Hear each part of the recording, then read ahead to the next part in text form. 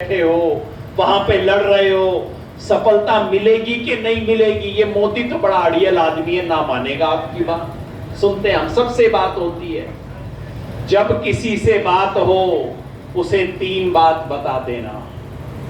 उसे कहना भाई किसान आंदोलन सफल होगा या नहीं होगा की बात नहीं है, ये आंदोलन सफल हो चुका है।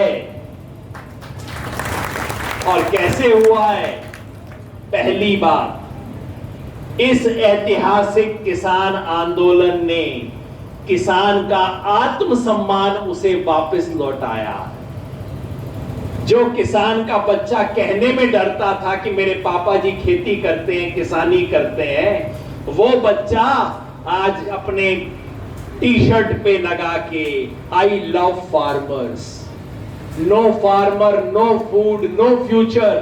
आज हमारा बच्चा अपना सर ऊपर करके बात करता है, आत्मसम्मान वापस मिला है किसान को। दूसरी बात, इस देश के तमाम नेताओं को समझ आ गया है कि भाई किसान से पंगा लेना भारी पड़ेगा। किसान जो है वो हनुमान जी जैसा है, उसकी ताकत असीम है, लेकिन जैसे हनुमान जी को खुद नहीं पता था उनकी ताकत कितनी है, वैसे ही किसान को भी नहीं पता कि उसकी ताकत कितनी है। इस आंदोलन ने किसान को उसकी राजनीतिक हैसियत, उसकी ताकत का एहसास करवाया है और ऊपर से नीचे तक नेताओं को बताया है कि किसान से पंगा लोगे तो तुम्हारी हालत खराब हो जाएगी। ये दूसरी विजय है। और तीसरी और सबसे बड़ी बात, यहां इस छोटे से हमारे मोर्चे में मैं हिंदू देख रहा हूं, मुसलमान देख रहा हूं, हमारी इतनी बड़ी सिख संगत देख रहा हूं। सबसे बड़ी इस आंदोलन की उपलब्धि ये है कि इसने इस देश के किसान को मुट्ठी बंद करके एक कर दिया।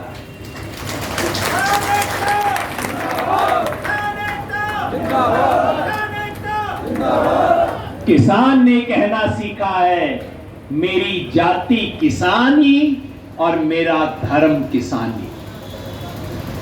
ये सारे नेताओं को था कि किसान को आखिर में तोड़ लोगे, कोई जात के नाम पे, बिरादरी के नाम पे, पंजाब हरियाणा के नाम पे, इसके नाम पे, उसके नाम पे। और बेचारा किसान पहले अपना हाथ भी उठाता था तो 5 उंगलियां 5 दिशा में जाती थी। कोई अपनी जाति का, कोई गोत का, कोई भाषा का, कोई धर्म का, कोई झंडा टोपी का। इस आंदोलन ने किसान को समझा दिया है कि 5 उंगलियां बांध के मुट्ठी बंद करके संघर्ष करोगे तब तुम्हें अपनी मांगे हासिल होंगी। ये सबसे बड़ी एक उपलब्धि है। तो ये आंदोलन जीतेगा या नहीं की बात नहीं है, ये आंदोलन जीत चुका है। और रह गई ये 3 कानून। ये कानून तो मर गए। किसी सरकार की, इस सरकार की या आने वाली किसी भी सरकार की हिम्मत नहीं होगी कि इन कानूनों को दोबारा लागू करे। तो फिर पूछेंगे हमारे मीडिया वाले साथी, भाई साहब अगर मर ही गए तो आप यहां मोर्चा क्यों लगा के बैठे हो? भाई वो इसलिए कि कानून तो मर गए, लेकिन इस देश का प्रधानमंत्री डेथ सर्टिफिकेट नहीं दे रहा हमारे को। तो भाई डेथ सर्टिफिकेट लेके जाएंगे यहां से। मर तो गए, कानून डेथ सर्टिफिकेट का इंतजार है आपको, वो भी लेके जाएंगे। और इस आंदोलन की ताकत के सामने मैं बार बार कहता हूं, जैसा हमारे साथी ने कहा, अगर एक साथी यहां बैठा है तो इसके पीछे इसके गांव के 1000 लोगों की भावना इसके साथ जुड़ी हुई है। और यह आंदोलन दिन ब दिन इतना गहरा होता जा रहा है, सरकारें घबरा रही हैं। मैं आपको कल हरियाणा का किस्सा बता देता हूं, ज्यादा लंबी बात ना करूंगा। कल हरियाणा के मुख्यमंत्री खट्टर जी पंचकुला में मोरनी हिल करके एक इलाका है, वहां पे जाना था उद्घाटन करने। अब यहां तो हरियाणा के कम लोग होंगे, मैं बता दूं, चंडीगढ़ से मोरनी हिल का फासला है 35-40 किलोमीटर। यानी कि कार से जाए तो मुख्यमंत्री को मैक्सिमम 40 मिनट लगेगा, उससे फालतू का फासला नहीं है। हिम्मत नहीं हुई हरियाणा के मुख्यमंत्री की कि वो सड़क के रास्ते से 35 किलोमीटर चला जाए। तो क्या किया? हेलीकॉप्टर से जाएंगे मुख्यमंत्री, 35 किलोमीटर हेलीकॉप्टर से जाएंगे। अच्छा भाई, हेलीकॉप्टर से जाएंगे तो किसानों ने कहा कि हम हेलीपैड पे इंतजार करेंगे मुख्यमंत्री का, ये भी कर लिया। फिर क्या किया हरियाणा सरकार ने? एक नहीं 2 हेलीपैड बनवाए सरकार ने। एक का नाम अखबार में एक दिन पहले से दे दिया, मुख्यमंत्री यहां पे आएंगे, और दूसरा चोरी छुपे रात को बनाया। और हरियाणा का मुख्यमंत्री अपने राज्य में 35 किलोमीटर दूर चोरी से बनाए हुए हेलीपैड के ऊपर हेलीकॉप्टर से उतरा कर, कल की बात है, पुरानी बात ना बता रहा। बेचारे को इतनी हिम्मत नहीं, अपने राज्य में 35 किलोमीटर चला जाए, वो हिम्मत नहीं बची है। हमारे साथी काला झंडा लेके खड़े थे, पुलिस ने सबको गिरफ्तार कर लिया। ये केस बनाएंगे, वो केस बनाएंगे, ये धारा लगाएंगे, वो धारा लगाएंगे। और पंचकुला के अंदर, पंचकुला शहर में तो किसान है नहीं, तो पंचकुला में इनके पास कोई एक विशेष थाना है जो पब्लिक का थाना नहीं है, क्राइम ब्रांच का थाना, उसमें किसानों को बंद करके ले गए। शाम होते होते सैकड़ों किसान वहां सामने आके बैठने शुरू हो गए और कॉल दिया हमने कि चलो, पंचकुला शहर में किसान नहीं है लेकिन किसान के हमदर्द तो हैं, किसानों के बच्चे तो हैं, अरे उनके ताऊ चाचा तो किसान हैं, पहुंचो वहां पे। सैकड़ों लोग पहुंचने शुरू हो गए और रात 9 बजे पुलिस ने हाथ जोड़ के किसानों को रिहा किया।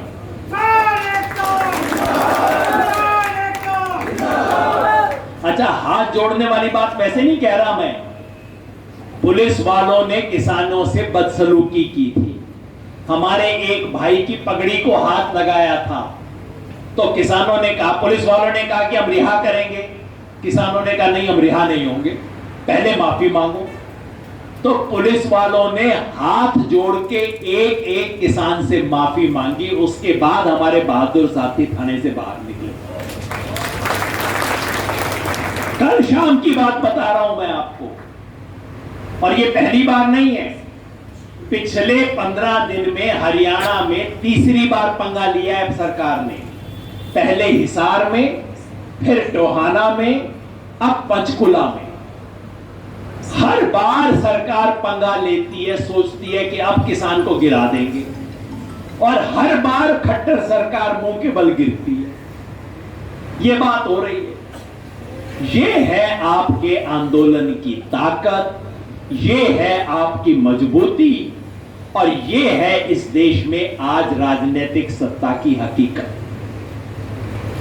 बस एक आखिरी बात कहना चाहता हूं, और वो ये, अभी मैं राकेश भाई से बात कर रहा था, वो कहते भाई इनका तो 3 साल का कोर्स करना पड़ेगा। दवाई शुरू हो गई है, बंगाल में दवाई मिल गई, थोड़ा सा अकल आनी शुरू हुई है, अभी थोड़ी और डोज देनी पड़ेगी उत्तर प्रदेश उत्तराखंड में, और बीमारी पुरानी है और गहरी है, इसका कोर्स पूरा 3 साल तक चलाना पड़ेगा, तब इसकी दवाई ठीक हो। मर्ज पुराना है, बीमारी गंभीर है, 3 साल तक इंजेक्शन देना पड़ेगा। भाई मैं ये बात इसलिए कह रहा हूं कि अगला इंजेक्शन देने की जिम्मेवारी आपकी है। ये उत्तर प्रदेश और उत्तराखंड के लोग भाई अपना तैयार हो जाओ, अगला इंजेक्शन आपको देना है। क्योंकि ये जो बीजेपी वाले हैं, ये संविधान की बात समझते नहीं है। इनसे कहो कि ये 3 कानून संविधान के खिलाफ है, तो कहते हैं नहीं, लोकसभा में हमारी मेजॉरिटी है, जो मर्जी संविधान हम कहेंगे, जो हम कहेंगे वो संविधान है। इनसे हम कहते हैं कि भाई कानून के खिलाफ है, कहते हैं जो कानून हम बनाएंगे वो कानून है। इनसे हम कहते हैं कि भाई इससे किसान का नुकसान होगा, इन कानूनों से खत्म कर दो इनको। कहते हैं किसानों ने वोट हमें दिया उत्तर प्रदेश में, हमें 300 सीट आई, आप कैसे बताते हो? इनसे कहो इंसानियत के नाते कि भाई 500 से ज्यादा किसान शहीद हो गए हैं यहां पे इस मोर्चे में। कहते हैं कि 500 से ज्यादा सीट हमें गुजरात के चुनाव में आ गई है, लोक विधान वहां के स्थानीय चुनाव में। मतलब इन्हें ना संविधान की भाषा समझ आती, ना कानून की भाषा समझ आती, ना अर्थशास्त्र समझ आता, ना इंसानियत समझ आती। इन्हें सिर्फ वोट की भाषा समझ आती है और कुछ समझ नहीं आता। तो भाई किसान ने भी कहा कि अगर तुम्हें और कोई भाषा समझ नहीं आती तो चलो हम उसी भाषा में समझा देते हैं जो तुम्हें समझ आती है। यही काम बंगाल में किया किसान ने। बंगाल में तो हमें 6 हफ्ता मिले थे, ज्यादा टाइम ना मिला।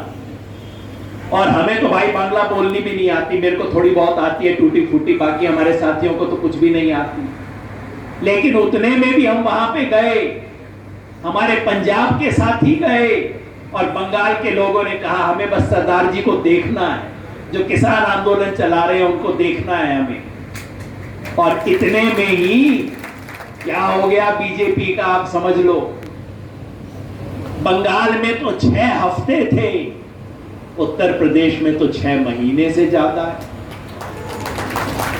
वहां तो हमारी भाषा भी समझ नहीं आती थी, यहां तो गांव गांव में जाके इनकी खाट खड़ी कर देंगे ना, गांव गांव में खाट खड़ी कर देंगे इनकी यहां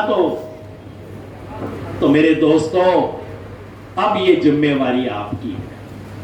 उत्तर प्रदेश और उत्तराखंड में एक डोज छोटी सी मिल गई है, अब यूपी उत्तराखंड की डोज ठीक से देनी बाकी है, और वो हो जाएगी तो बाकी देश के अंदर अगले 2-2.5 साल में जनता अच्छी डोज इनको दे देगी। और एक बात समझ आ जाएगी इनको, मोदी जी को, इनकी पार्टी को, इनके बड़े नेता को और इनके छोटे नेता को, कि भाई आगे से गलती से भी किसान से पंगा नहीं लेना कभी। ये बात इनको समझा दें, इनकी आने वाली पुश्तों को समझ आ जाए और इनको नहीं सब पार्टियों को समझ आ जाए कि भाई इन कानूनों को तो हाथ छोड़ दो, चिमटे से भी इन कानूनों को नहीं छूना हमने। इस देश की सब पार्टियों को समझ आ जाएगी। इस बड़े मिशन के अंदर हम निकले हैं और उस मिशन में आपके इस गाजीपुर मोर्चा की बहुत बड़ी भूमिका है, बहुत बड़ी जिम्मेवारी है आगे आने वाले दिनों में। और मुझे विश्वास है कि इस जिम्मेवारी का निर्वाह करते हुए हम लड़ेंगे और तो मिलके बोलिए, लड़ेंगे, लड़ेंगे।